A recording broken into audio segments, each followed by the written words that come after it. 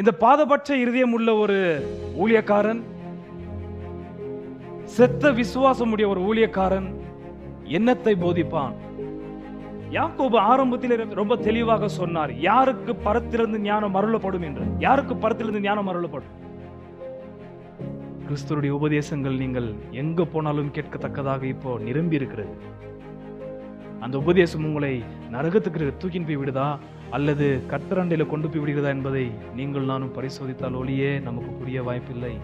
யார் போதகராக இருக்கலாம்? உள்ள வார்த்தையை போதிக்கத்தக்கதாக தகுதி உள்ளவன் யார்? பூரண புருஷன் மாத்திரம்தான் வேத வாக்கியத்தை கையாள வேண்டும் என்று யாக்கோபு எதிர்பார்க்கிறார். யார் ஊழியக்காரனா இருப்பதற்கு தகுதி என்பதான கேள்விக்கு ஒரே ஒரு வார்த்தை சொல்லப்படுது, பூர்ண புருஷன் இருக்கணும்னு சொல்லப்பட்டது. என்ன பூர்ண புருஷன்?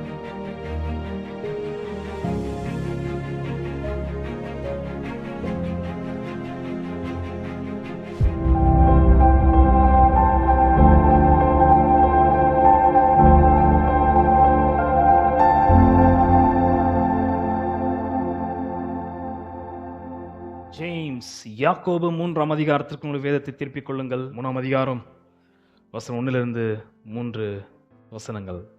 என் சகோதரரே, அதிக ஆக்கினை அடைவோம் என்று அறிந்து உங்களில் அநேகர் போதகர்கள் ஆகாதிருப்பீர்களாக. நாம் எல்லாரும் அநேக விஷயங்களில் தவறுகிறோம். ஒருவன் சொல் தவறாதவனானால் அவன் பூரண புருஷனும் தன் சரீரம் முழுவதையும் கடிவாளத்தினாலே அடக்கி கொள்ளக்கூடியவனுமாய் இருக்கிறான். பாருங்கள், குதிரைகள் நமக்கு கீழ்ப்படியும்படிக்கு அவைகளின் வாய்களில் கடிவாளம் போட்டு அவைகளுடைய முழு சரீரத்தையும் திருப்பி நடத்துகிறோம். Let not many of you become teachers, my brethren, knowing that as such we will incur restricted judgment. For we all stumble in many ways. If anyone does not stumble in what he says, he is a perfect man, able to bridle the whole body as well. Now if we put the bits into the horse's mouth so that they will obey us, we direct their entire body as well. How can a man who has a dead faith, useless faith, the faith that doesn't save him, can become a teacher? The man who has dead faith, what he would teach? செத்த விசுவாசம் உள்ள, உபயோகமற்ற விசுவாசம் உள்ள, ரட்சிக்க திராணி இல்லாத ஒரு போதகன் என்னத்தை போதிப்பான்? 2ஆம் அதிகாரம் வசனம் 1-11 பார்க்கும் பொழுது பாதபட்சம் உள்ள விசுவாசம், கிரியை செய்யாத விசுவாசம், மாறாக பாவத்தை கற்பிக்கிற விசுவாசம். 2ஆம் வசனம் 13-26 வரைக்கும் நாம் பார்க்கும் பொழுது கிரியை செய்கிற விசுவாசம், ஜீவனுள்ள விசுவாசம். ஆபிரகாம் ராகாபை முன்வைத்து வெளிப்படுத்தினதுக்கு முந்தி செத்த விசுவாசத்தையும் உபயோகமற்ற விசுவாசத்தையும் ரட்சிக்க வல்லமில்லாத விசுவாசத்தை பற்றி பேசப்படுகிறது. இந்த பாதபட்ச இருதயம் உள்ள ஒரு ஊழியக்காரன், செத்த விசுவாசம் உடைய ஒரு ஊழியக்காரன் என்னத்தை போதிப்பான்? இன்றைக்கு இதைதான் உங்கள் மத்தியிலே நான் கடைசியில் கொண்டு போய் நிறுத்த விரும்புகிறேன். செத்த விசுவாசம் உள்ள ஒரு ஊழியக்காரன், பாதபட்சம் உள்ள ஒரு ஊழியக்காரன் என்னத்தை போதிப்பான்? ஆனால் யாக்கோபுடைய காலகட்டத்திலே அவர்கள் என்னத்தை போதித்தார்கள் என்று தெளிவாக யாக்கோபு நமக்கு குறிப்பாக சொல்லவில்லை. மாறாக வசனம் 13, 14, 15 நீங்கள் வாசிக்கும் பொழுது அவர்கள் போதித்த போதனைக்கு என்ன பெயர் கொடுத்தார்கள் என்று யாக்கோபு இந்த இடத்துல குறிப்பிடுகிறார். 3ஆம் வசனம் 13. உங்களில் ஞானியும் விவேகியுமாயிருக்கிறவன் எவனோ அவன் ஞானத்திற்குரிய சாந்தத்தோட தன் கிரியைகளை நல்ல நடக்கையினாலே காண்பிக்க கடவன். 15 வாசிங்க. 15. இப்படிப்பட்ட ஞானம் பரத்திலிருந்து இறங்கி வருகிற ஞானமாயிராமல். அப்படி நிறுத்துங்கள். அவர்கள் போதித்த போதனைக்கு கொடுத்த பெயர் பரத்திலிருந்து வந்த ஞானம். யாக்கோபு அவர்கள் கொடுத்த போதனைக்கு சொன்ன வார்த்தை இந்த இடத்துல குறிப்பிடுகிறார். இதை வைத்து நம்மால ஒரு விஷயத்தை தெளிவாக புரிந்து கொள்ள முடியும். விசுவாசம் கிரியை செய்யாமல் இருந்த பட்சத்தில் செத்த விசுவாசத்துடைய இந்த போதகர்கள், பாதபட்சம் உள்ள இந்த போதகர்களுடைய போதனைக்கு அவர்கள் கொடுத்த பெயர், நான் போதிக்கிற இந்த போதனை பரத்திலிருந்து வந்த ஒரு ஞானம் என்று அவர்கள் பெயர் கொடுத்தார்கள். அதற்கு யாக்கோபு கேட்கிற கேள்வி, உங்களில் ஞானி யார்? இந்த பரத்துக்குரிய ஞானத்தை உடைய ஒரு போதகன் உங்களில் யார் இருக்கிறான்? அவன் தன்னுடைய ஞானத்தை போதனையில் அல்ல வெளிப்படுத்துவது, வேறு கோணத்தில் கடைசியில் அதை நாம் பார்த்து முடிக்க இருக்கிறோம். யாக்கோபு ஆரம்பத்தில் ரொம்ப தெளிவாக சொன்னார், யாருக்கு பரத்திலிருந்து ஞானம் அருளப்படும் என்று. யாருக்கு பரத்திலிருந்து ஞானம் அருளப்படும்? யாருக்கு பரத்திலிருந்து ஞானம் அருளப்படும்? 1 5, 6, 7.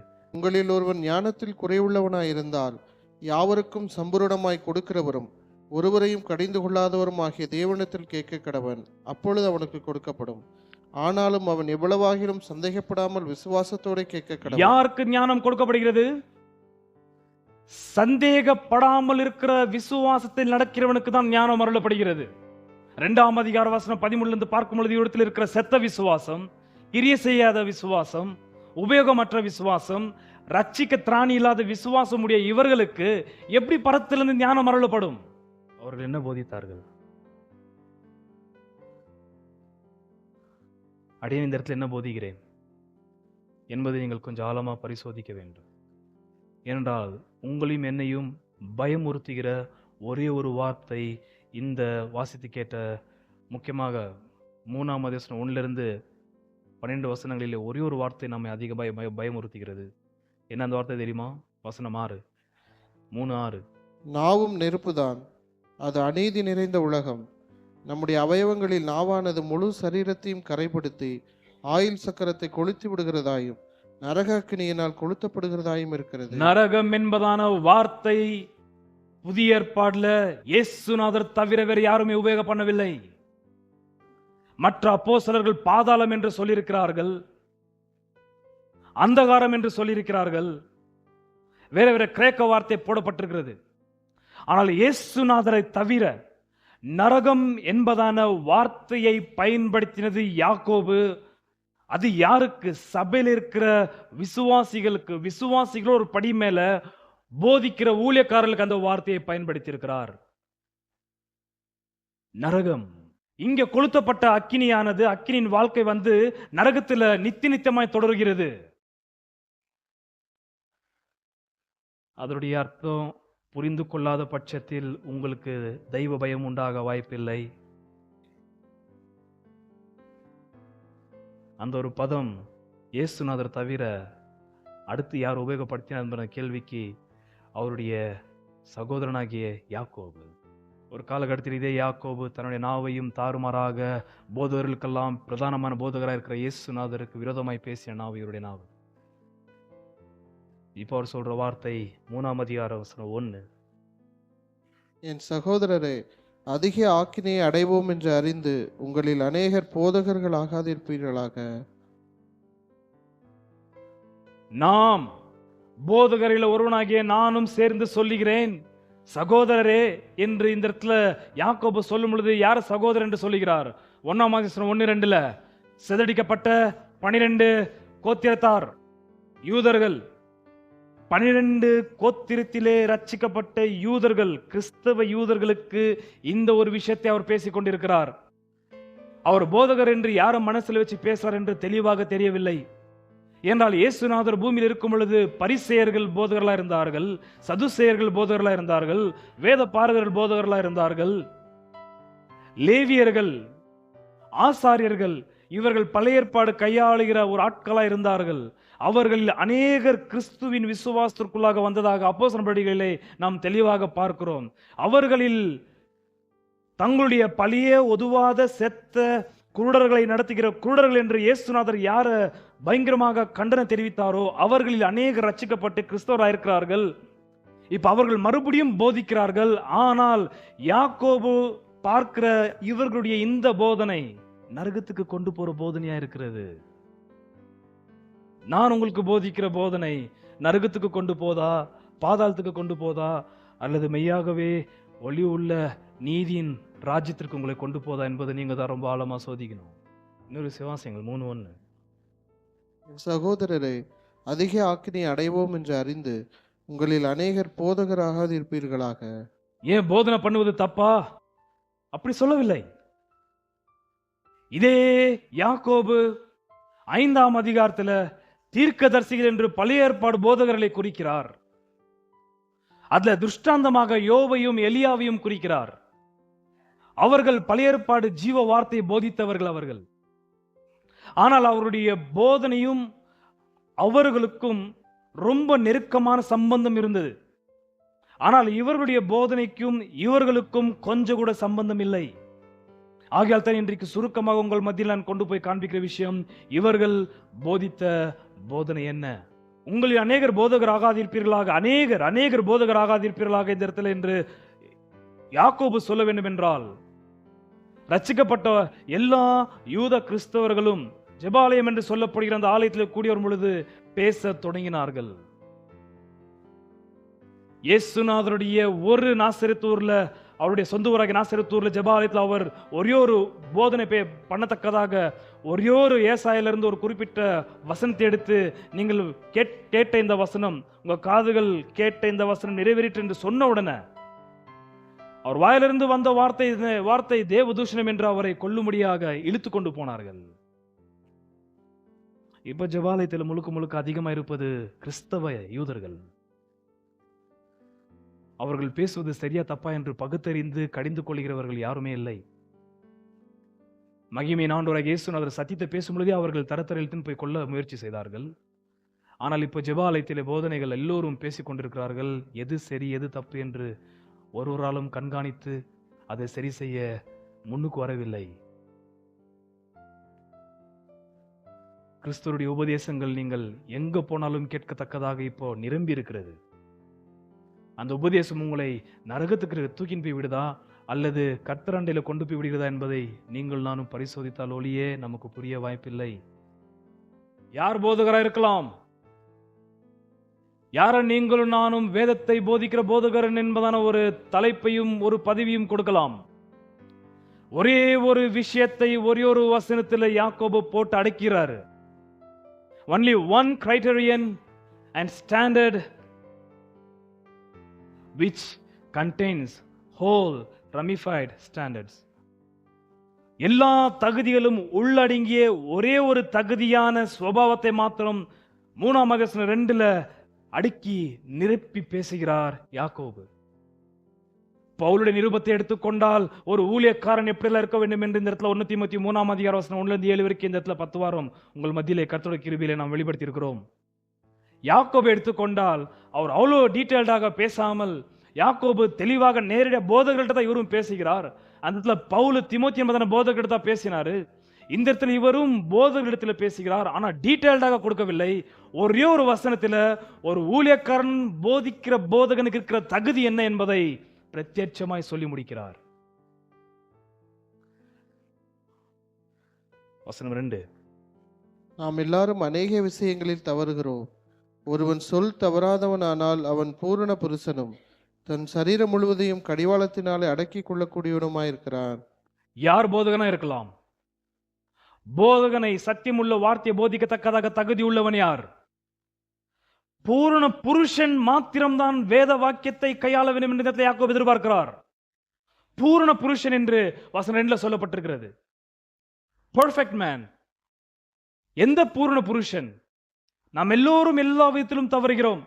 ஒருவன் சொல் தவறாதவனானால், ஒரு வசனம் 1 சொல்லப்படுறது, போதகன் போதிக்கிற அந்த போதனையிலே அவன் தவறாமல் இருந்ததே ஆனால் அவன் பூரண புருஷனாய் இருக்கிறான். அப்ப வேதத்தை யார் எடுத்து கையில் எடுத்து போதிக்க வேண்டும்? பெர்ஃபெக்ட் மேன், பூரண புருஷன். என்ன அர்த்தம் பூரண புருஷன் என்றால்? இன்னொரு வாசியங்கள் இப்ப நீங்க நன்றாக கவனிக்க வேண்டும். வசனம் 2. நாம் எல்லாரும் அநேக விஷயங்களில் தவறுகிறோம். ஒருவன் சொல் தவறாதவனானால் அவன் பூரண புருஷனும் தன் சரீரம் முழுவதையும் கடிவாளத்தினாலே அடக்கிக் கொள்ளக்கூடியவனுமாயிருக்கிறான். சொல் தவறாதவனானால் பூரண புருஷனும், அடுத்த வார்த்தை என்ன? தன் சரீரம் முழுவதையும் கடிவாளத்தினாலே அடக்கிக் கொள்ளக்கூடியவனுமாய். அந்த சரீரம் முழுவதையும் எப்படி கடிவாளத்தினால் போட்டு அடக்கிக் கொள்கிறான் என்பதான வார்த்தைக்கு அர்த்தம் தெரியத்தக்கதாக வசனம் 3 ஒரு துஷ்டாந்தம் கொடுக்கிறார். வசனம் 3. பாருங்கள், குதிரைகள் நமக்கு கீழ்ப்படியும்படிக்கு அவைகளின் வாய்களில் கடிவாளம் போட்டு அவைகளுடைய முழு சரீரத்தையும் திருப்பி நடத்துகிறோம். நன்றாக கவனித்தீர்களா? வசனம் 2 கடிவாளம் வந்தது. வசனம் 3 என்ன வந்தது? கடிவாளம் போட்டு. அடுத்த வார்த்தை அவைகளுடைய முழு சரீரத்தையும் திருப்பி நடத்துகிறோம். நன்றாக கவனித்தீர்களா? வசனம் 2 சரீரம் முழுவதும் என்ற வார்த்தை வந்தது. எல்லா கிரீக் சேம் வேர்டு தான். சரீரம் முழுவதையும். வசனம் 2 வசனம் 3 முழு சரீரத்தையும். அப்போ வசனம் 2ல யாரு பூரண புருஷன் என்பதனை கேள்விக்கு ஒருவனுடைய சொல் அவனுடைய சரீரத்திற்கு ஏற்றதாக இருக்க வேண்டும். அவன் சரீரம் என்ன செய்கிறதோ அதைத்தான் அவன் சொல்ல வேண்டும். அல்லது அவன் என்ன சொல்லுகிறானோ அது அவனுடைய சரீரம் செய்கிற நிலையில் இருக்க வேண்டும். அவன் சொல்வதற்கும் அவனுடைய சரீரம் செயல்படாமல் எதிர்ப்புதிராக இருக்கக்கூடாது. யார் பூரண புருஷன் என்பதன கேள்விக்கு தன் சரீரம் எது செய்ய முடியுதோ அதை மாத்திரம் பிரசங்கிக்கிறவன்.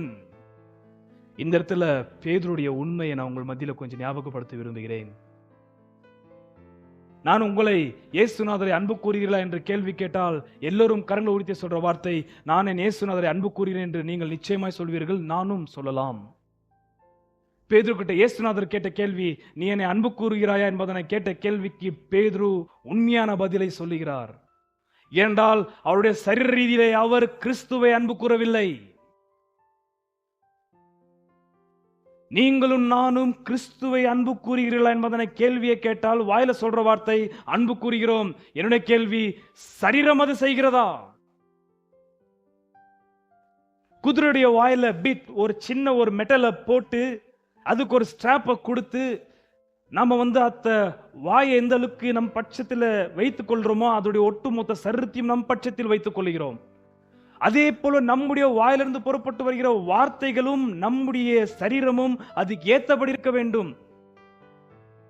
Tongue, body must be conciliated, convinced.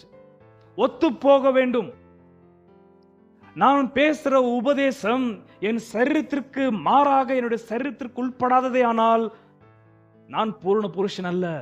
என் சரீரம் அடியேன் உபதேசிக்கிற உபதேசத்திற்கு கீழ்ப்படுகிற சரீரமா இருந்தால் ஒழிய நான் உங்களிடத்தில் எது பேசினாலும் உங்க வாழ்க்கையை கொளுத்தி விடுகிற அக்கினி போல இருக்கிற வார்த்தைகள். அது இங்க கொளுத்தி விட்டால் அது நீங்க மரணம் அடைந்தவுடன் முடியாது. மரணத்துக்கு அப்புறம் தான் உண்மையான நிரந்தரமான நரக அக்கினி தொடங்குகிறது. யார் பூரண புருஷன்? ஒரே ஒரு வார்த்தையில போட்டு முச்சு தள்ளிட்டாரு யாக்கோபு. டீட்டெயில்டா அவர் போல அவரு, நீ அப்படி இருக்கணும், இப்படி இருக்கணும், உன் பேச்சு அப்படி இருக்கணும், உன் பார்வை அப்படி இருக்கணும், உன் உடை எப்படி இருக்கணும், உன் நடவடிக்கைகள் எப்படி இருக்கணும், உன் குடும்பம் எப்படி இருக்கணும், உன் பசங்க எப்படி இருக்கணும் என்று பவுலை கேட்டீங்கன்னாக்கா ரொம்ப டீட்டெயில்டு அக்கௌண்ட் கொடுக்கிறாரு. ஆனா யாக்கோபிட்ட கேட்டீங்கன்னாக்கா ரொம்ப திருஷ்டாந்தம் நிறைந்த ஒரே ஒரு உதாரணத்தை கொடுத்து ஒரு வசனத்துல போட்டு அடிக்க முடித்திடுறாரு.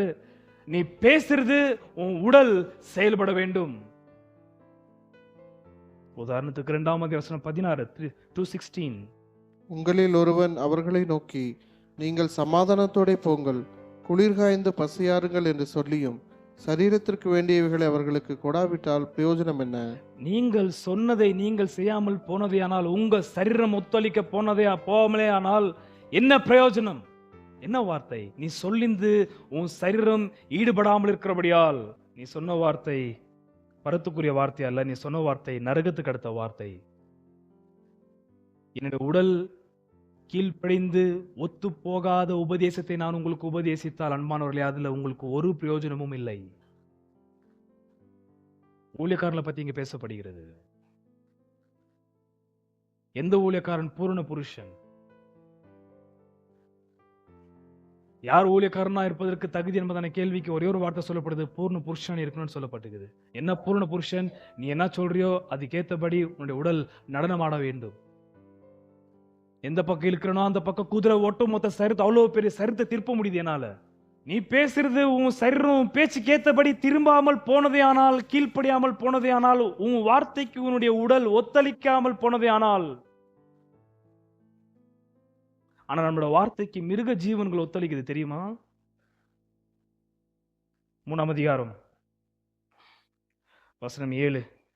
சகலவிதமான மிருகங்கள், பறவைகள், ஊரும் பிராணிகள், நீர்வாழும் ஜந்துக்கள் ஆகிய இவைகளின் சுவாபம் மனுஷ சுவாபத்தால் அடக்கப்பட்டதும் உண்டு. நீங்க சொல்ற வார்த்தையின்படி நாய்கள் நடமாடும், பறவைகள் நடமாடும். நீங்க எதெல்லாம் வளர்க்க விரும்புறீங்களோ அந்த ஒட்டுமொத்த ஜந்துக்களும் உங்களுடைய நாவுக்கு ஏற்றபடி அதுங்களுடைய சரீரத்தை நீங்கள் நடத்தலாம். ஆனா உபதேசம் பண்ற நீ உன்னுடைய வார்த்தை கேட்டபடி உன்னுடைய சரீரம் நடனம் ஆடாமல் இருப்பது என்ன? 2:3 பூரண புருஷன் தன்னுடைய சரீரத்தை அவன் பேசுற வண்ணமாகவே எப்படி வைத்திருக்கிறான் என்று சொல்லப்பட்டிருக்கிறது. இதுதான் ஸ்டாண்டர்ட். இப்பொழுது 4:5 வாசிக்கிறேன். 4:5 நீங்கள் பார்த்தீர்களானால், செத்த விசுவாசம் உடைய, கிரியை செய்ய திராணி இல்லாத விசுவாசம் உடைய, பாதபட்சம் உள்ள இருதயம் உள்ள ஒரு பொய்யர்களாக இருக்கிற ஊழியக்காரர்களுடைய நாவு எப்படிப்பட்டது என்று சொல்லப்படுகிறது. 2:3 சரீரத்தை ஸ்ட்ரெஸ் பண்ணி சொல்லப்பட்டிருக்கும், அழுத்தி சொல்லி இருக்கிறது. 4:5 நாவை அழுத்தி சொல்லி இருக்கிறது. எந்த நாவு?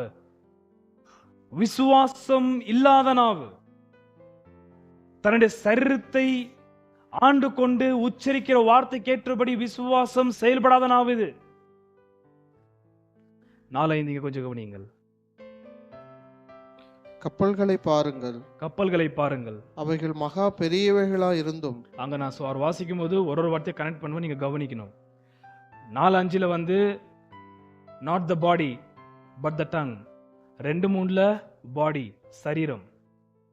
இப்ப 4:5 கவனியுங்கள். கப்பல்களையும் பாருங்கள், அவைகள் மகா பெரியவைகளா இருந்தாலும் கடும் காற்றுகளால் அடிபட்டாலும் அவைகளை நடத்துகிறவன் போகும்படி யோசிக்கும் இடம் எதுவோ அவ்விடத்திற்கு நேராக மிகவும் சிறிதான சுக்கானாலே திருப்பப்படும்.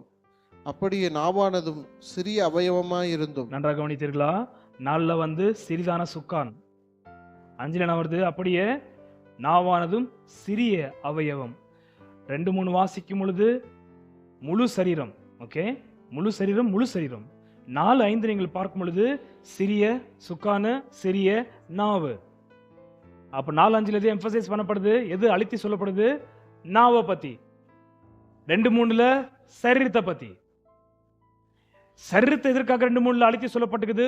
பூர்ண புருஷனான ஒரு ஊழியக்காரன் தான் உபதேசிக்கிற உபதேசத்துக்கு ஏற்றபடி அவனுடைய சரீரம் செயல்படும், கன்வின்ஸ் ஆகும், கோஹரண்டா இருக்கும், ஹேடரண்டா இருக்கும்.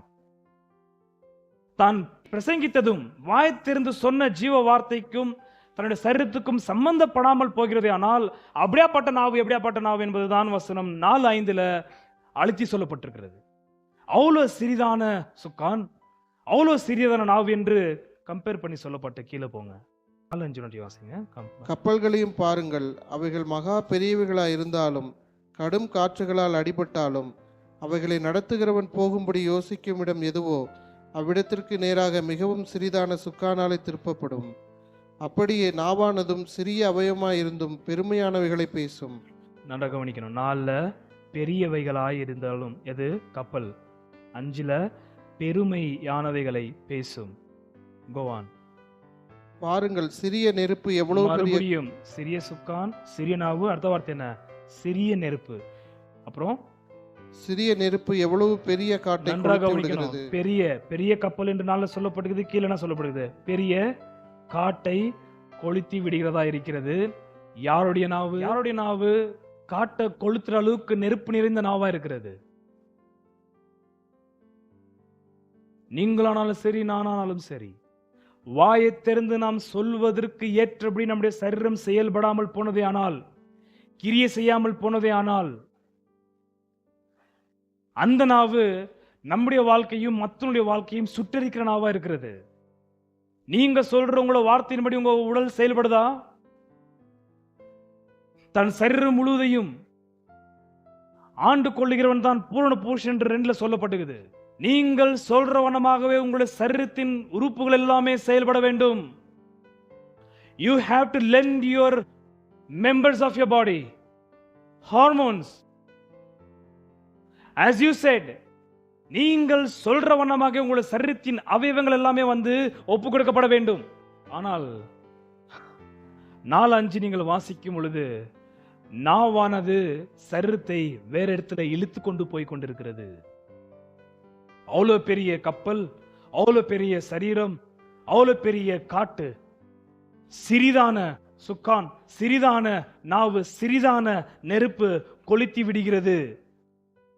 அப்போ வெறும் நாவு மாத்திரம் சரீரத்திற்கு ஒத்தளிக்காமல், உச்சரித்த வார்த்தைக்கு ஏற்றபடி இந்த சரீரத்தை செயல்படுத்தாமல் பிரசங்கிக்க ஒரு ஊழியக்காரனாகட்டும், ஒரு விசுவாசியாகட்டும், அப்படியாப்பட்ட நாவு உடையவனா இருந்தால் இங்கிருந்து உங்களுடைய வாழ்க்கையை நீங்கள் கொளுத்தி நெருப்பு சுட்டரிக்கப்பட்ட காலம் துவக்கப்பட்டது. அதனுடைய முடிவு அம்ஜி போறது கிடையாது. இந்த ஒரு கீழே போகும்போது பார்க்கிறோம், இந்த ஒரு வாழ்க்கையின் கொளுத்தப்பட்ட நரக அக்கினியினால் கொளுத்தப்பட்ட வாழ்க்கை முடிந்த உடனே அவியாத அக்கினி என்று சொல்லப்படுகிற கடல் என்பதான அக்கினியில நாம போய் செட்டில் ஆகிறோம். ஆனா எக்ஸாக்டா அவங்க ஒன்றும் என்ன பிரசங்க பண்ணாங்கிறது அவங்களுக்கு ஒன்றும் சொல்லலை. ஆனா அவங்க பிரசங்க பண்ணினது என்ன? அவங்க சரீரத்திற்கும் அவங்களுடைய பிரசங்கத்திற்கும் ஒத்து போகாத விஷயம். ஒத்து போகாத விஷயம். விசுவாசிகளை மன்னிக்கிறீங்களா? ஆமான்னு சொல்லுவோம். விசுவாசிகளை அன்பு கூறீங்களா? ஆமான்னு சொல்லுவோம். நாம சொல்ற அந்த ஆமான்ற வார்த்தைக்கு ஏற்றபடி நம்முடைய உடல் செயல்பட்டதா? உன் சரீரம் நீ சொல்வதற்கு ஏற்றபடி செயல்படவில்லை. You ignite, you kindled your very existence with the fire of hell. நரகத்தின் அக்கினி எடுத்து இங்க கொளுத்த ஸ்டார்ட் பண்ணிவிட்டோம். கொளுத்தப்பட்டது. கீழே போகும்பொழுது உங்களுக்கு புரியும் அதை அவிக்க முடியுமா முடியாதான்றது. வசனம் 6ல இருந்து வாசிக்கும் பொழுது கொஞ்சம் தீவிரமாக கவனிக்க வேண்டும். அவர்கள் என்ன உபதேசித்தார்கள் என்பதை இங்க இருந்து அவங்களுக்கு கொஞ்சமாவது அதுல இருக்கிற விஷயத்தை எடுத்து காண்பிக்க நான் முயற்சி செய்வேன். 6-7 வாசிங்க. நாவும் நெருப்புதான், அது அநீதி நிறைந்த உலகம். நம்முடைய அவயவங்களில் நாவானது முழு சரீரத்தையும் கரைப்படுத்தி ஆயுள் சக்கரத்தை கொளுத்தி விடுகிறதாயும் நரக அக்கினியினால் கொளுத்தப்படுகிறதாயும் இருக்கிறது. பயங்கரமான வார்த்தை அது. பயங்கரமா பேசியிருக்கிறார். அது ஏதோ லிட்டரலா நம்ம லைஃப்ல நடக்காதது போல அங்க நம்ம வாசிக்கும் போது பாவிக்கலாம். அது லிட்டரல் நடந்துச்சா இல்லையன்றது கொஞ்சம் நோண்டி பார்க்கும்போது காண்பிக்க விரும்புகிறேன். ஆரம்பிச்சோமா இல்லையான்றது, கொளுத்துச்சா நம்ம வாழ்க்கை இல்லையான்றது, கொளுத்தப்பட்டாய்ச்சு ஆல்ரெடி. இந்த வார்த்தைன்னு பார்த்தா 199%, 199.9% உடைய வாழ்க்கை கொளுத்தப்பட்டது. ஒருத்தர் லைஃப் தவிர. யார் அந்த லைஃப்? ஆண்டவராகிய இயேசுநாதர். அவர் ஒண்டிதான் அவர் சொன்னதற்கு அவருடைய உடல் செயல்பட்டது. அவர் என்ன சொன்னாரோ அதுக்கேற்றபடி அவருடைய சரீரம் முழுவதையும் ஆண்டு கொண்டு நடத்தினவர் பூமியிலே ஒருத்தர் தான் ஆண்டவராகிய இயேசுநாதர். சிலுவைக்கு போவதற்கு முந்தைய கூடுமானால் இந்த கப்பு இந்த பாத்திரம் என்னை விட்டு நீங்க கடுது என்று ஜெபம் பண்ணினார். தன்னுடைய சரீரம் அதற்கு ஒத்துழைப்பு கொடுக்கவில்லை. பாவமாக வேண்டிய ஒரு சூழ்நிலைக்கு தன்னுடைய சரீரத்தை அவர் ஒப்பு கொடுக்க அவருக்கு முடியவில்லை. பரிசுத்தமுள்ளவர் அவர். பாவத்தை பார்க்க கூடாதவர் அவர். எப்ப அவருடைய சரீரம் முழுவதும் பாவமாக அவர் கல்வாரி சிலுவையில் தொங்க போகிறார் என்று சொன்ன உடனே அவருடைய பரிசுத்தம் உள்ள நீதி, அவருடைய பரிசுத்தம் முழுவதும் அவரை தடை செய்தது அந்த பாவத்தை ஏற்றுக்கொள்ளாதபடிக்கு. ஆகிலும் பிதாவாகிய தேவன் சொன்னார், பாவிகளோடு கூட நீ எண்ணப்படத்தக்கதாக ஞானஸ்தானம் எடுக்க வேண்டும் என்று நித்தியகுமாரனை பார்த்து மகிமையின் பிதாவாகிய தேவன் சொல்லும் பொழுது அவர் யோவான் சொன்னால் ஞானஸ்தானம் பெற்றார். தன்னுடைய சரீரத்தை ஒப்பு கொடுத்தார். கல்வாரி சிலுவையில் நீ பாவமாக வேண்டும் என்று பிதாவாகிய தேவன் எப்போ சொன்னாரோ தன்னுடைய சரீரத்தை ஒப்பு கொடுத்தார். அந்த ஒரே ஒருத்தர் தவிர மற்றவங்க எல்லாருடைய நாவும் சரீரத்திற்கு சம்பந்தப்படாத நாவு. ஆகையால் நரகத்தின் அக்கினி எடுத்து இங்கே கொளுத்தி விட்டோம். இன்னொரு சிவாசிங்கள் வாசல் மாறியல் கவனிங்கள். இந்த இடத்துல நாவும் நெருப்புதான், அது அநீதி நிறைந்த உலகம். நம்முடைய அவயவங்களில் நாவானது முழு சரீரத்தையும் கரைப்படுத்தி ஆயுள் சக்கரத்தை கொளுத்தி விடுகிறதாயும் நரக அக்கினியினால் கொளுத்தப்படுகிறதாயும் இருக்கிறது. சகலவிதமான மிருகங்கள், பறவைகள், ஊரும் பிராணிகள், நீர்வாழும் ஜந்துக்கள் ஆகியவைகளின் சுவாபம் மனுஸ்வ சுவாபத்தால் அடக்கப்பட்டதும் உண்டு. வசனம் 13 வாசிங்க. உங்களின் ஞானியும் விவேகியுமாயிருக்கிறவன் எவனோ அவன் ஞானத்திற்குரிய சாந்தத்தோட தன் கிரியைகளை நல்ல நடக்கையினாலே காண்பிக்க கடவன். காட்டுன்றாரு. நல்ல நடக்கையினாலே உன்னுடைய ஞானத்தை நீ காட்டினடா. நீ பிரசங்க பண்றது எல்லாமே பரத்திலிருந்து வந்த ஞானம் சொல்லிட்டு இருக்கிற. ஆண்டுக்கு வந்த தீர்க்க தரிசனம் இது. கர்த்தர் எனக்கு சொப்பனத்தை வெளிப்பட்டார், கர்த்தர் எனக்கு தரிசனமானார், கர்த்தர் என்கிட்ட பேசினார் என்று நீ மேடலில் பேசிக் கொண்டிருக்கிறாய். ஆனா பேசின வார்த்தைக்கும் உன்னுடைய சரீரத்திற்கும் சம்பந்தம் இல்லை. பரத்திலிருந்து வந்த ஞானம் என்ற, பரத்திலிருந்து வந்த வெளிச்சம் என்ற, பரத்திலிருந்து வந்த வெளிப்பாடு என்று சொல்லிக் கொண்டு சுத்தி தெரியுற. ஆனால் உன் சரீரத்திற்கும் நீ சொன்ன வார்த்தைக்கும் இணங்காமல் இருக்கிறது என்ன? காட்டுன்னு சொல்லுகிறாரு. ஆனா யாக்கோபு பார்வைக்கு எப்படி தெரியுமா தெரியுது இவங்களுடைய ஞானம்? நீங்கள் என்ன அப்படிதான் பார்க்கணும். இவர் பரத்திலிருந்து வந்த சத்தியத்தை பேசுறாரா? இவரு பரத்துக்குரிய ஞானத்தை தான் பேசிக் கொண்டிருக்கிறாரா? அல்லது நரகத்துக்கு அடுத்த அக்கினியை உச்சரித்துக் கொண்டிருக்கிறாரா? யாக்கோபு உங்களை பார்க்கும்போது சில அனுபவங்களுக்கு உண்டாச்சு. காட்டுன்னு சொன்னாக்க இவங்க வேற ஏதோ காட்டிட்டு இருக்கிறாங்க. என்ன காட்டினாங்க தெரியுமா? நாம் அதிகாரம் வசனம் 11.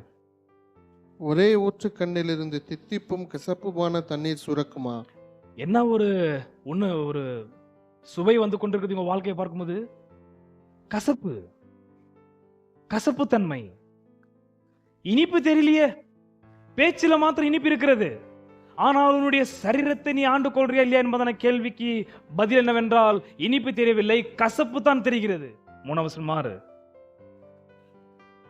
நாவும் நெருப்புதான், அது அநீதி நிறைந்த உலகம்.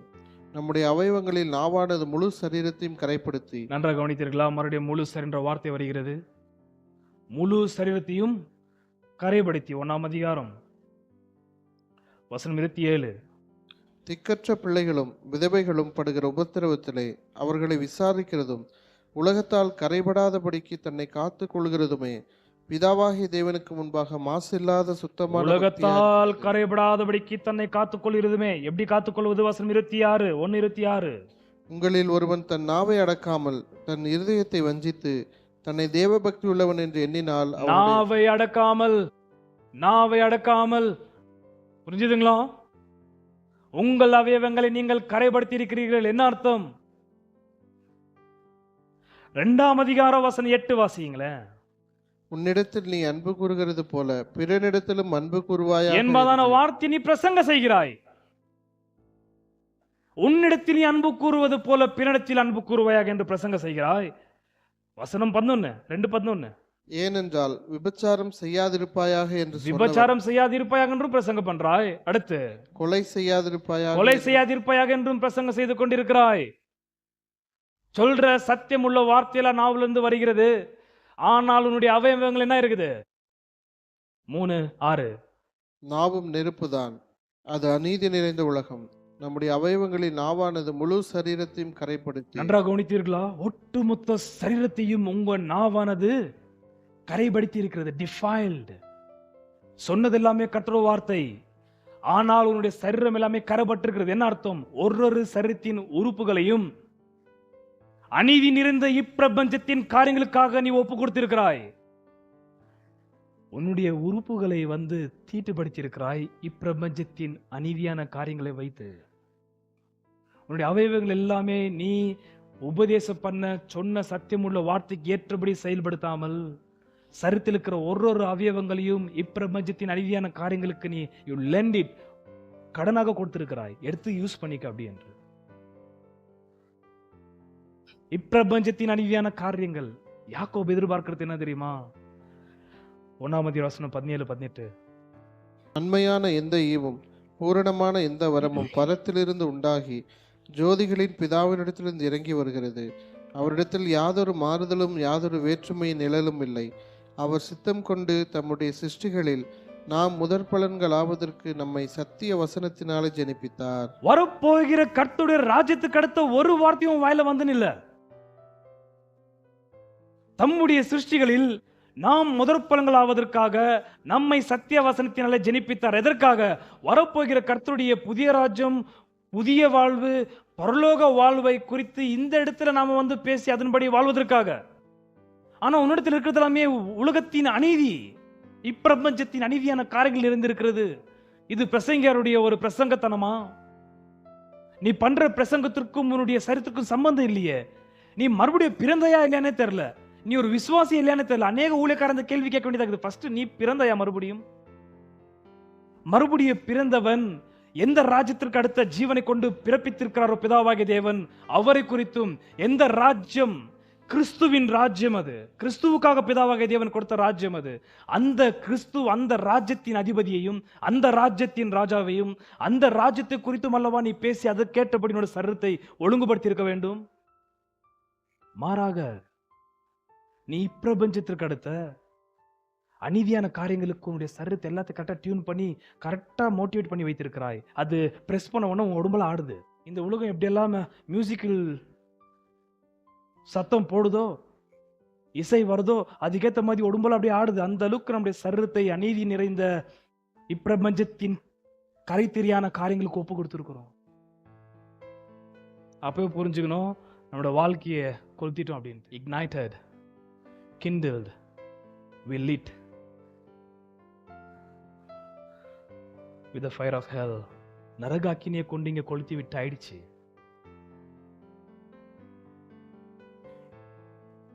யாக்கோபு பார்க்கும்போது ஞானம் தெரியலப்பா உன்ட்டு, வரப்போகிற ராஜ்யத்துக்கு அடுத்த ஒரு விஷயமும் உன்ட்ட பார்க்க முடியல, ஒரு விஷயமும் பார்க்க முடியல. எல்லாமே இப்பிரபஞ்சத்துக்கு அடுத்த பேச்சு தான் வாயில இருக்குது. அந்த வார்த்தையை கவனித்திருக்கலாம். அப்படியே நாவானதும் சிறிய அவயமாய் இருந்தும் பெருமையானவைகளை பேசும். எதை பேசும்?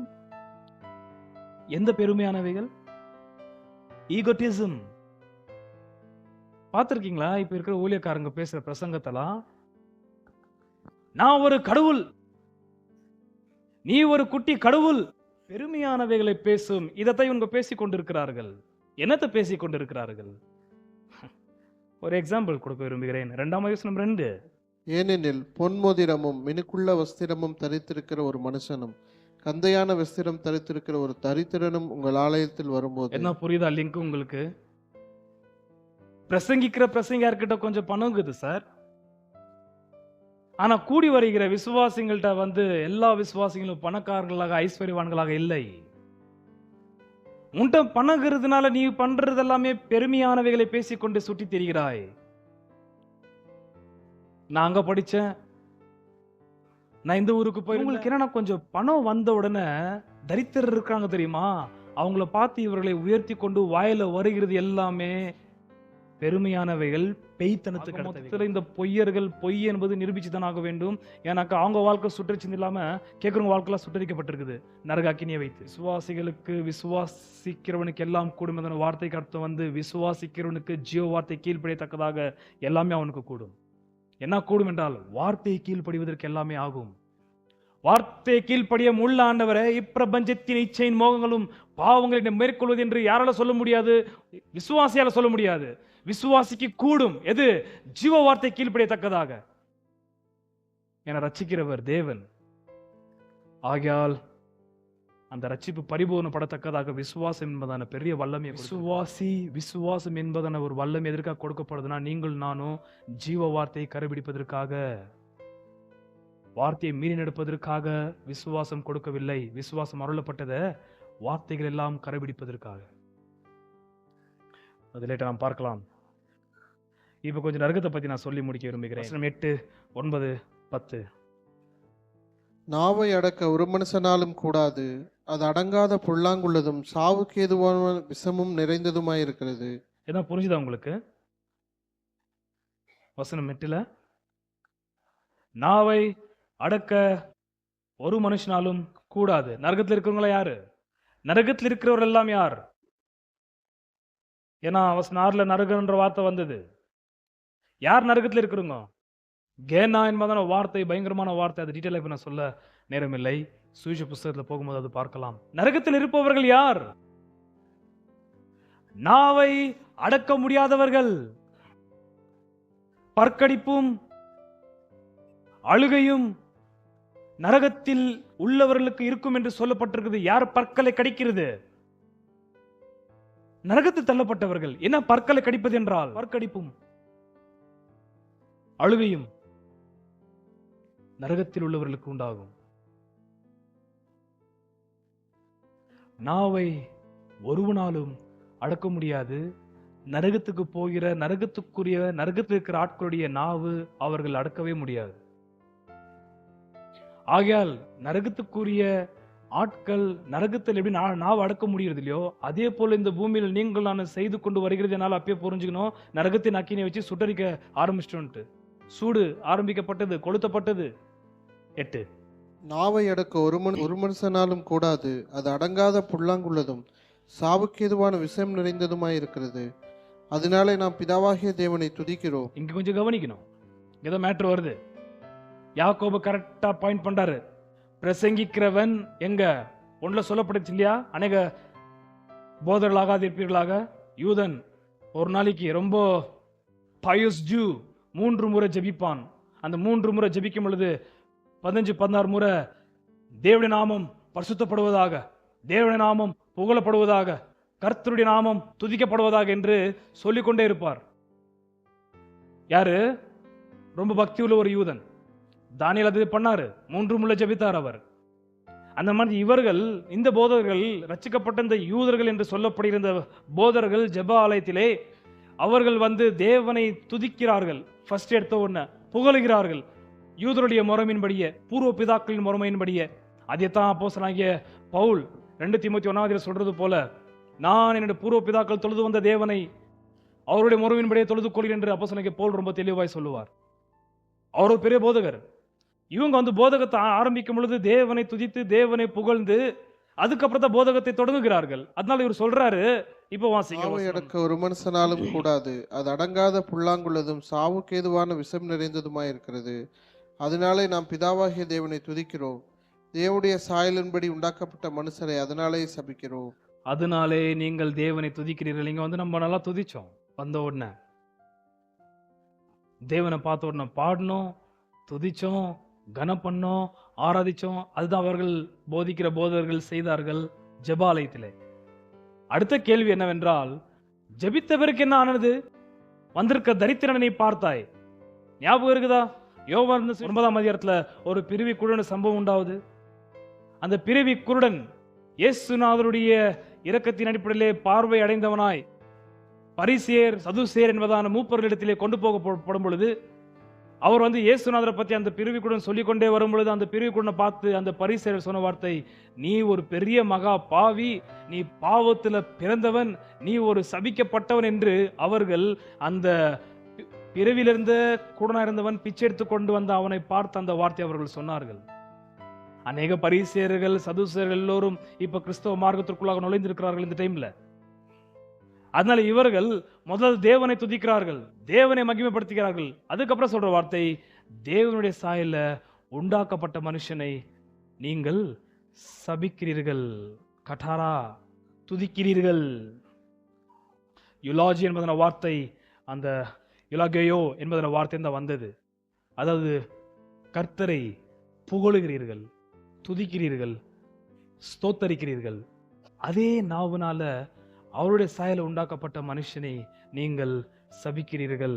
யார் அந்த சபிக்கப்பட்ட ஆட்கள்?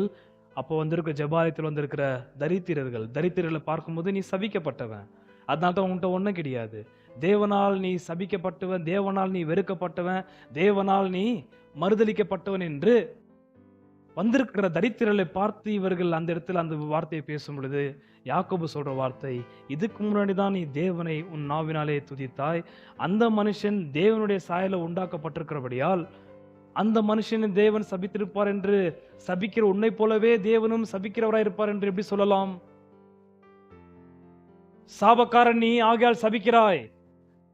தேவனும் சாபக்காரரா? மனுஷனை சபிக்கிறாரா? ஒரே பிறன குமாரனை கொடுத்து இப்பிரபஞ்சத்தில் இருக்கிற ஒட்டுமொத்த மனிதர்களை கர்த்தர் அன்பு கூறவில்லை. வேதாமத்தின் தேவன் என்ன சொல்கிறார் மனுஷனை பார்த்து? உலக ரட்சகர். உலகத்தை ரட்சிக்கிற ஒரு ரட்சகராக தான் அவர் தம்மை மனுகுலத்திற்கு வெளிப்படுத்தியிருக்கிறார். அப்ப எந்த மனுஷனை பார்த்து தேவனால் இவன் சபிக்கப்பட்டிருக்கான் என்று சொல்லி நீ சபிக்கலாம்? உன் வாயில தேவனை நீ துதிக்கலாம். தேவன் வந்து அவனை சபிச்சிருக்கிறார் அவர் வாயினால, அப்படின்ற அதே நாவனால நீ சொல்லி கொண்டிருக்கிறாய். இல்லையே, அவனை பார்த்து அவனுக்கு தெரியாது அவன் தேவனுடைய சாயல உண்டாக்கப்பட்டான் என்று. என்ன தேவனுடைய சாயல உண்டாக்கப்பட்டான் என்பதான வார்த்தைக்கு அர்த்தம் அநேக காரணங்கள் ஆதியாகமம் 1ஆம் அதிகாரத்தை வாசிக்கும் பொழுது போதித்திருக்கிறேன். குறைஞ்சது 7-8 காரணங்கள் நான் சொல்லியிருக்கிறேன். அந்த இடத்துல தேவனுடைய சாயல உண்டாக்கப்பட்டான். பழையற்பாடு இருக்கிற பூர்வ பிதாக்கள் எல்லோரும் மரித்த பிறகு எங்க போனதாக சொல்லப்பட்டிருக்கிறது, வாசிருக்கீங்களா? அது ஆதாம் மரித்தான், ஆபேல் மரித்தான், நோவா, ஆபிரகாம். மரித்தவர்களை குறித்து அங்க என்ன சொல்லப்படும்? அந்த மரித்தவர்களை குறித்து பேசும்போது தான் இயேசுநாதர் சதுசேயர்ட்ட சொன்ன வார்த்தை, மரித்தவர்களுக்கு அவர் தேவன் அல்ல. நான் ஆபிரகாம், ஈசாக்கு, யாக்கோபின் தேவன் என்று அவர் பூர்வ பிதாக்களுடைய தேவன் என்று சொல்லும் பொழுது அவர் செத்தவர்களுக்கு தேவன் அல்ல. ஆபிரகாம், ஈசாக்கு, யாக்கோப் என்று சொல்லும் பொழுது அவர்கள் இன்னும் பிழைத்திருக்கிறார்கள். எங்க? தேவனிடத்திலே. மனுஷன் தேவனுடைய சாயலில் உண்டாக்கப்பட்ட என்பதான கேள்விக்கு அர்த்தம் உண்டாக்கப்பட்ட மனுஷன் தேவனிடத்தில் போக வேண்டும் என்பதை அவர் விரும்புகிறார். மனுஷ சாயல் உண்டாக்கப்பட்ட என்பதன வார்த்தைக்கு அர்த்தம் உண்டாக்கப்பட்ட தேவனை மனுஷன் அறிய வேண்டும், புரிய வேண்டும், அந்த தேவனை தொழுது கொள்ள வேண்டும், அந்த தேவனை ஆராதிக்க வேண்டும். மிருக ஜீவன்களுக்கு அந்த ஒரு பாக்கியம் இல்லை அன்பானவர்களே. ஆகையால் வசனம் 9, 10. அதனாலே நாம் பிதாவாகிய தேவனை துதிக்கிறோம். தேவனுடைய சாயலின்படி உண்டாக்கப்பட்ட மனுஷரை அதனாலேயே சபிக்கிறோம். துதித்தலும் சபித்தலும் ஒரே வாயிலிருந்து புறப்படுகிறது. ஒரே வாயிலிருந்து புறப்படுகிறது. இப்போ ஒரு கனெக்ஷன் மாதிரி சொல்லி முடிச்சிறேன். 11, 12. என் சகோதரரை எப்படி இருக்கலாகாது. எப்படி இருக்கலாகாது சொல்லுங்க பார்க்கலாம். இப்படி இருக்கலாகாது வார்த்தைக்கு என்ன அர்த்தம்? எப்படி இருக்கலாகாது?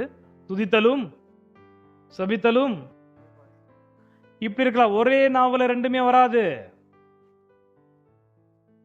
ஒரே நாவல ரெண்டுமே வராது.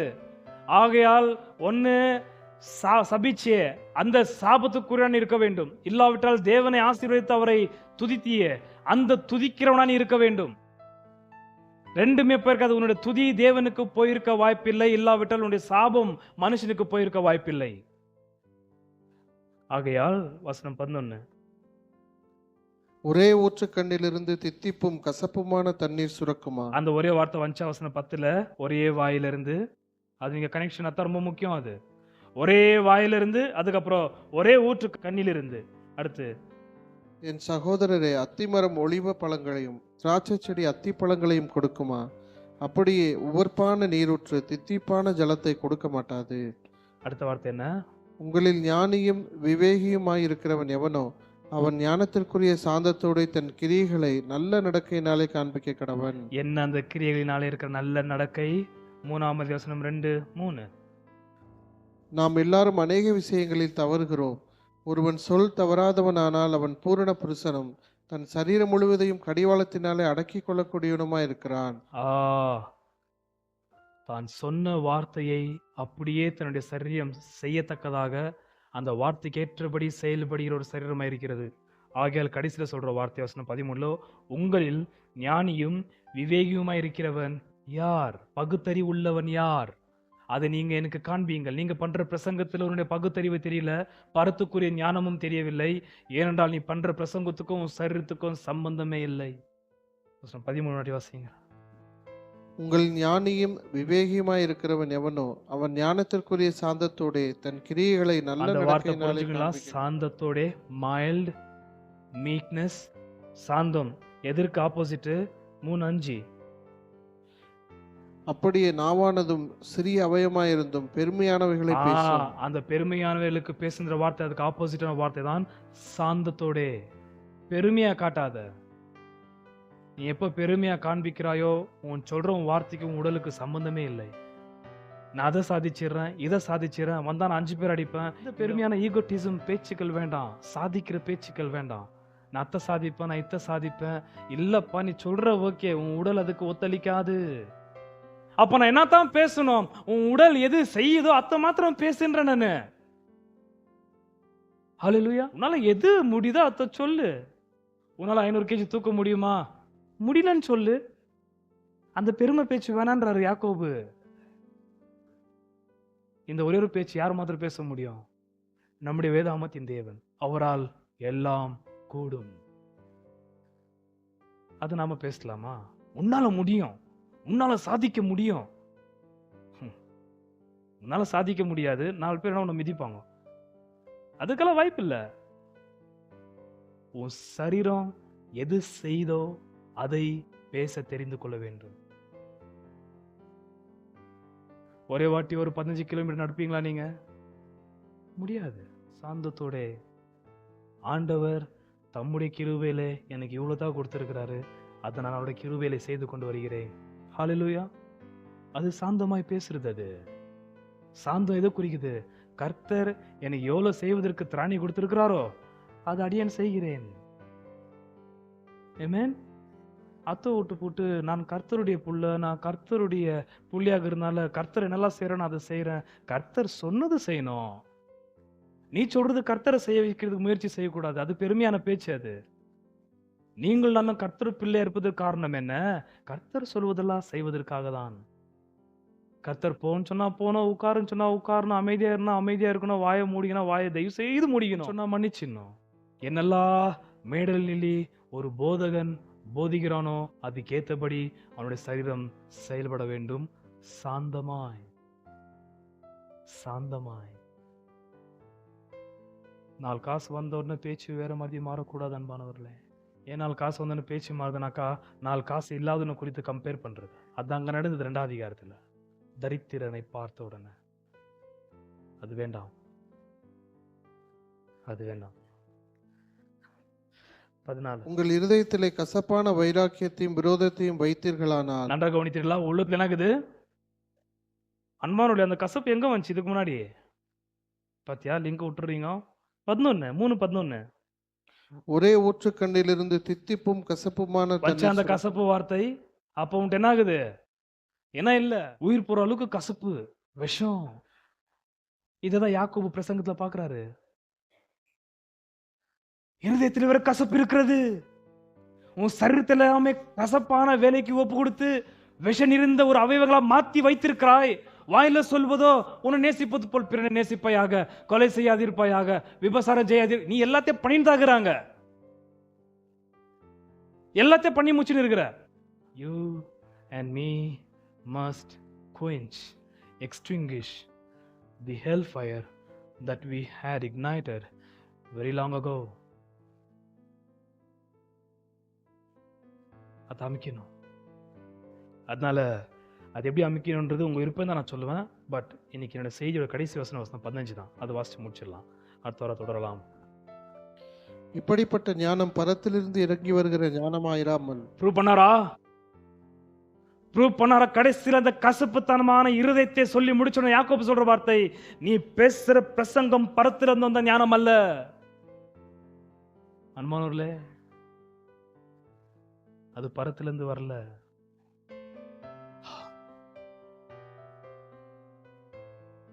எவ்வளவு அழகா பேசி வந்து கரெக்டா முடிச்சாரு பாரு.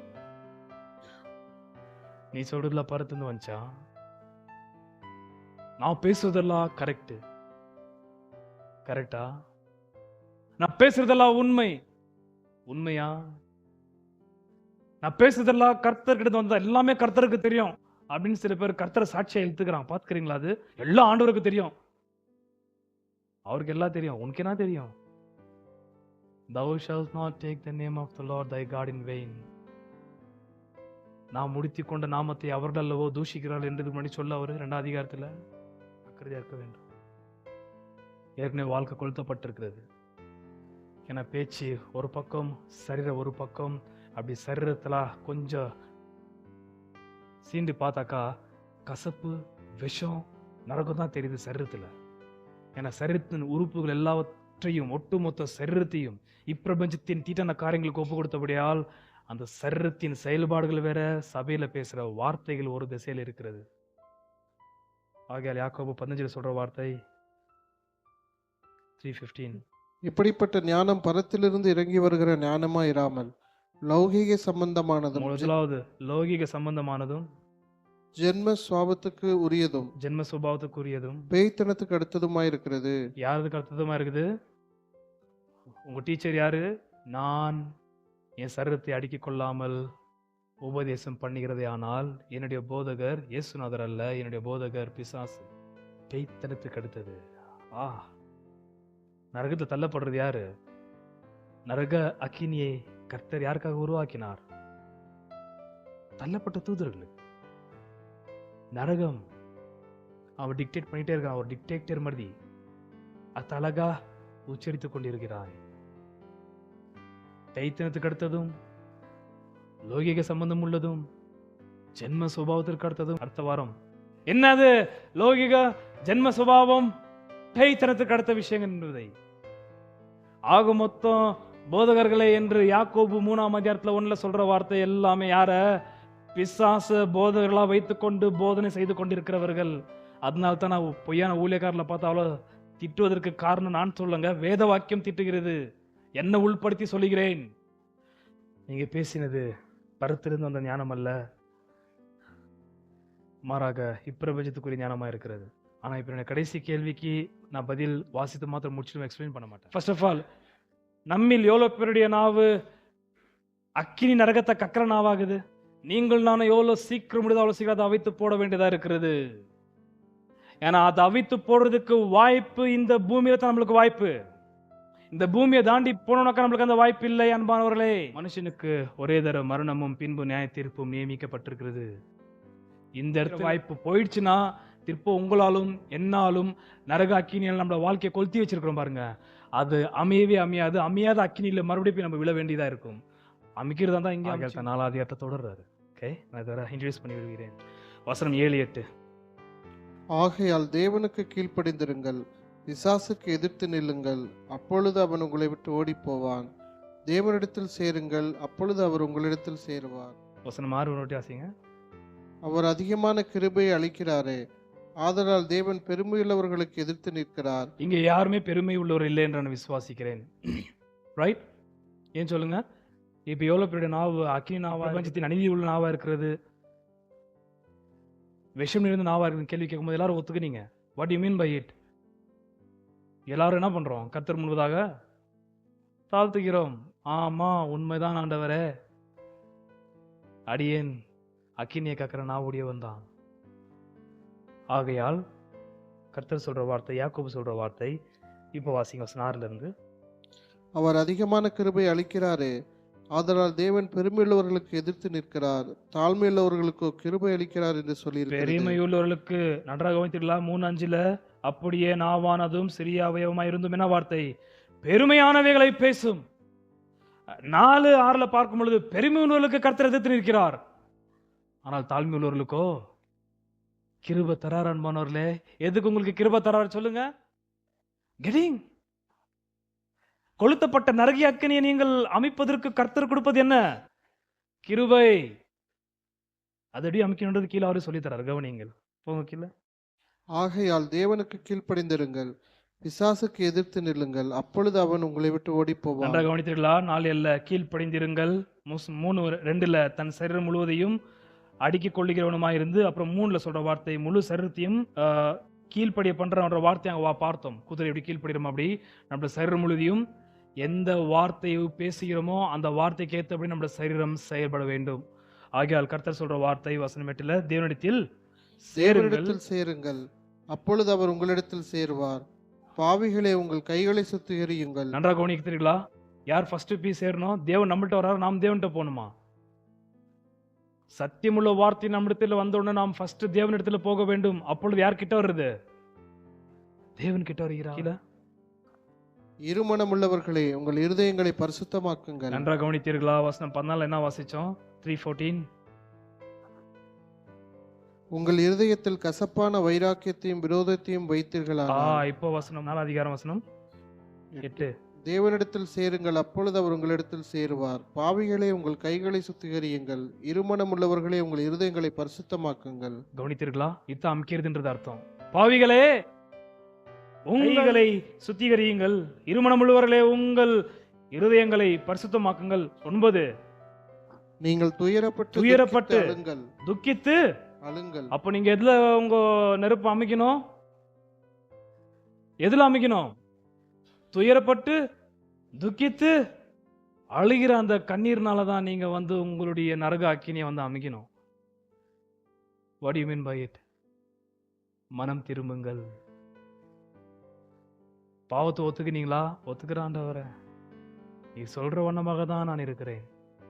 அப்புறம் என்ன பண்றது ஆண்டவரே? பூமியில் இருக்கிற வரைக்கும் அப்படிதான் இருக்கணும், கொஞ்சம் அட்ஜஸ்ட் பண்ணிக்கோங்க, அப்படி பேசணுமா? அல்லது நான் மனஸ்தாப்பட்டு மனம் திரும்ப விரும்புகிறேன், நீர் என்னோட கூட இருந்தால் இந்த மாதிரி என்னால் வாழ முடியாது ஆண்டவரே, நீர் என்னோட கூட இருந்தால் உங்களோட வார்த்தைகளை கீழ்ப்படுத்தி என்னால் வாழ முடியும். ஆகையால் தான் தேவனிடத்தில் சேருங்கள், அப்பொழுது அவர் நம்மிடத்தில். ஹல்லேலூயா. ஸோ நீங்கள் மனஸ்தாப்பட்டு மனம் திரும்பினால் இந்த இடத்திலே அந்த நரக அக்கினுடைய நெருப்பு தழலை அமைக்க முடியும். அமைச்சாதான் நாம அந்த நரகத்துக்கு போகாமல் வேற திசையில போக முடியும். அப்ப அனுதினமும் பாவத்தை அறிக்கையிட்டு செஞ்ச பாவத்திற்காக மனஸ்தாப்பட்டு மனம் திரும்பணுமா? மனம் திரும்பி இருக்கணும். அது கொளுத்தப்படும் போதெல்லாம் அமைச்சிட்டே இருக்கணும். 9-10 வாசி முடிச்சிடலாம். நீங்கள் துயரப்பட்டு துக்கித்து அழுங்கள், உங்கள் நகைப்பு துக்கிப்பாகவும் உங்கள் சந்தோஷம் சஞ்சலமாகவும் மாறக்கிடவது. கர்த்தருக்கு முன்பாக தாழ்மைப்படுங்கள், அப்பொழுது அவர் உங்களை உயர்த்துவார். அப்பொழுது உங்களை என்ன பண்ணுவார்? கர்த்தருக்கு முன்பதாக உங்களை தாழ்த்துங்கள். ஏன்றால் 3:5 நீங்கள் பெருமை உள்ளவர்களாக இருக்கிறீர்கள். நீங்கள் கர்த்தர் முன்பதாக தாழ்த்தினார், கர்த்தர் உங்களை உயர்த்துவார். என்ன அர்த்தம்? 3:5 பேசுற பெருமையான வார்த்தையில இருக்குமே தவிர சரீரம் அதுக்கு ஏற்றபடி செயல்படாது. என்னதான் பெருமையா பேசினாலும் உன்னுடைய உடல் அது கொத்தளிக்காது. ஆனா தாழ்த்தப்பட்ட ஒரு விசுவாசியை கர்த்தர் உயர்த்தும் பொழுது அவன் என்ன சொல்றானோ அதுக்கேற்றபடிதான் அவன் உடல் இருக்கும். கோடா கோடி ஸ்தோத்திரம் ஏறெடுப்போம், ராஜாதிராஜன் தேவாதி தேவன் இயேசு கிறிஸ்துவுக்கே மகிமை. ராஜாதிராஜன் தேவாதி தேவன் இயேசு கிறிஸ்துவுக்கே மகிமை. கோடா கோடி ஸ்தோத்திரம் ஏறெடுப்போம், ராஜாதிராஜன் தேவாதி தேவன் இயேசு கிறிஸ்துவுக்கே மகிமை. ராஜாதிராஜன் தேவாதி தேவன் இயேசு கிறிஸ்துவுக்கே மகிமை. பரிசுத்தவான்கள் சபை நடுவே தரிசிக்கும் தேவ சமூகத்திலே, பரிசுத்தவான்கள் சபை நடுவே தரிசிக்கும் தேவ சமூகத்திலே, அல்லேலூயா அல்லேலூயா ஆவியில் பாடி மகிழுவோம், ஆண்டவர் இயேசுவை கொண்டாடுவோம், ஆண்டவர் இயேசுவை கொண்டாடுவோம். கோடா கோடி ஸ்தோத்திரம் ஏறெடுப்போம், ராஜாதிராஜன் தேவாதி தேவன் இயேசு கிறிஸ்துவுக்கே மகிமை. ராஜாதிராஜன் தேவாதி தேவன் இயேசு கிறிஸ்துவுக்கே மகிமை. கிருபாசன தண்டை நெருங்குவோம், திரு ரத்தம் கரத்தில் ஏந்தி நிற்போம். கிருபாசன தண்டை நெருங்குவோம், கரத்தில் ஏந்தி நிற்போம். அல்லேலூயா அல்லேலூயா கண்டேன் சகாயம் இரக்கமே, கர்த்தர் கிருபை என்றும் உள்ளது, கர்த்தர் கிருபை என்றும் உள்ளது. கோடா கோடி ஸ்தோத்திரம் ஏறெடுப்போம், ராஜாதிராஜன் தேவாதி தேவன் இயேசு கிறிஸ்துவுக்கே மகிமை. ராஜாதிராஜன் தேவாதி தேவன் இயேசு